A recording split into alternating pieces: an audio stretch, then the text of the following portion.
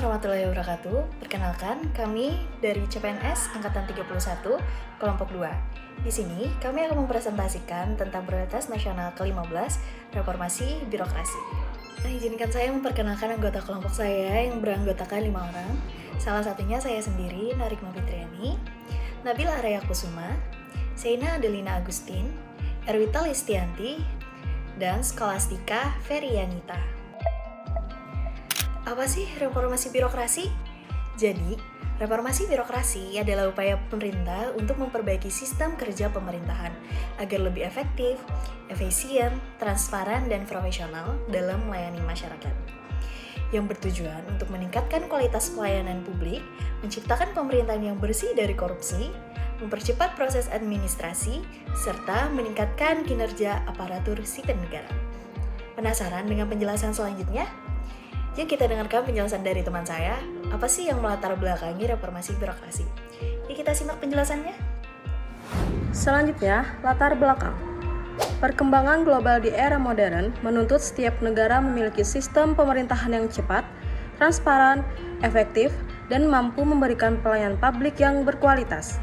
Kemajuan teknologi informasi, meningkatnya tuntutan masyarakat terhadap pelayanan publik, serta persaingan global menjadi tantangan besar bagi birokrasi di Indonesia. Dalam pelaksanaannya, birokrasi di Indonesia masih menghadapi berbagai permasalahan, seperti pelayanan yang lambat, prosedur yang berbelit-belit, rendahnya kualitas sumber daya manusia aparatur, serta masih adanya praktek korupsi dan penyalahgunaan wewenang. Kondisi tersebut dapat menghambat pembangunan nasional dan menurunkan kepercayaan masyarakat terhadap pemerintah. Oleh karena itu, pemerintah menjadikan reformasi birokrasi sebagai salah satu prioritas nasional dalam RPJMN. Reformasi birokrasi bertujuan menciptakan tata kelola pemerintahan yang profesional, bersih, akuntabel, dan berorientasi pada pelayanan masyarakat.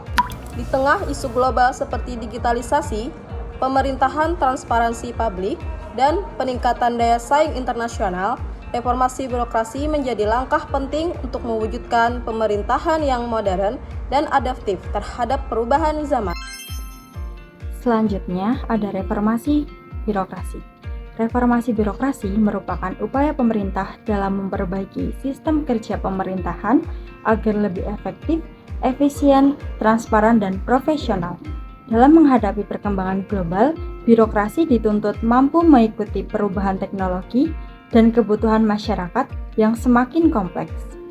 Untuk mewujudkan hal tersebut, terdapat 3 fokus tema utama yang menjadi pilar gerakan kita saat ini. Pilar yang pertama mengenai transformasi digital pemerintah atau digital government, yaitu peralihan dari layanan manual ke sistem digital atau e-government.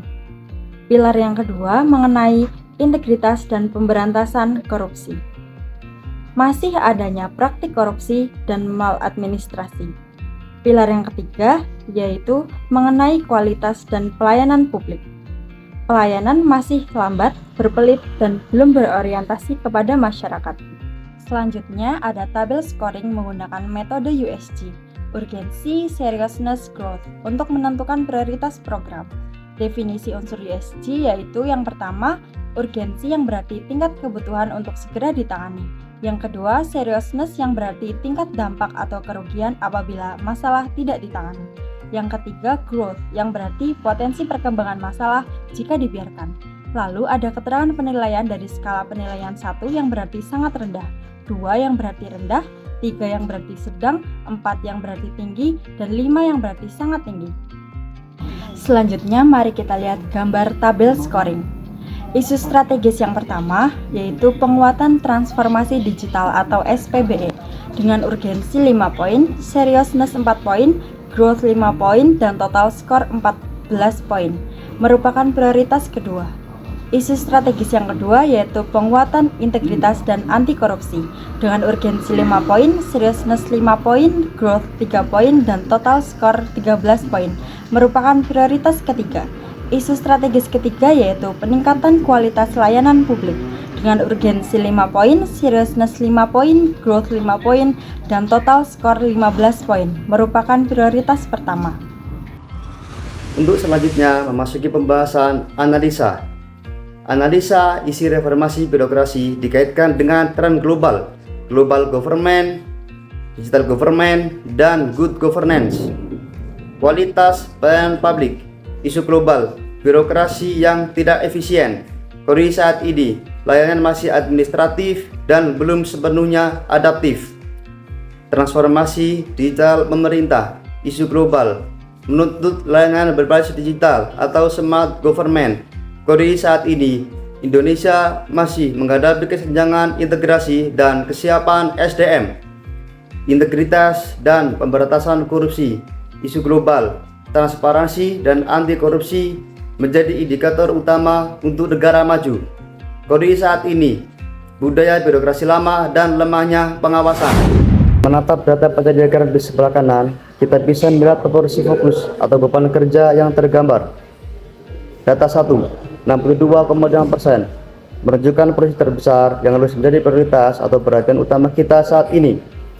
Misalnya, pembenahan sistem pelayanan dasar atau restrukturisasi SDM. Data 2, 25%, merupakan fokus sekunder yang mendukung pergerakan sistem. Data ketiga, 12,5%, adalah elemen penunjang yang melengkapi ekosistem reformasi ini. Selanjutnya adalah alternatif pemecahan masalah. Alternatif penyelesaian yang pertama adalah peningkatan kualitas layanan publik. Adapun tahap setiap alternatif yang pertama adalah penyederhanaan SOP layanan, pelatihan service excellence, dan survei kepuasan masyarakat. Hasil yang diharapkan, pelayanan cepat, mudah, dan berorientasi masyarakat. Pihak yang terkait di dalam ini adalah ASN, masyarakat, dan unit pelayanan. Kemudian alternatif penyelesaian yang kedua adalah di penguatan transformasi digital atau SPBE. Tahapan setiap alternatif diawali dengan integrasi sistem antar instansi, kemudian pengembangan aplikasi, pelayanan digital, dan pelatihan digital bagi ASN. Hasil yang diharapkan yang pertama adalah pelayanan digital terintegrasi cepat dan transparan. Kemudian para pihak yang terkait adalah Kemenpas, Kominfo, dan ASN. Alternatif penyelesaian yang ketiga adalah penguatan integritas dan anti korupsi.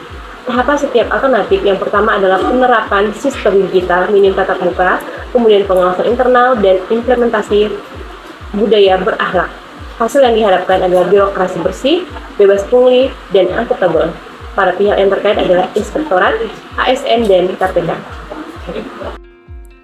Jadi, kesimpulannya adalah reformasi birokrasi merupakan langkah penting dalam mewujudkan tata kelola pemerintahan yang baik, profesional, dan berorientasi pada pelayanan masyarakat.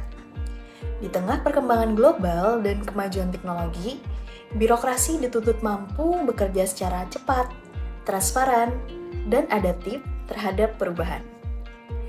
Dengan terlaksananya reformasi birokrasi secara optimal, diharapkan terciptanya pemerintahan yang bersih, efektif, dan mampu meningkatkan kepercayaan masyarakat serta mendukung tercapainya tujuan pembangunan nasional menuju Indonesia yang maju dan berdaya saing. Oke teman-teman, itu tadi presentasi dari kelompok kami. Terima kasih.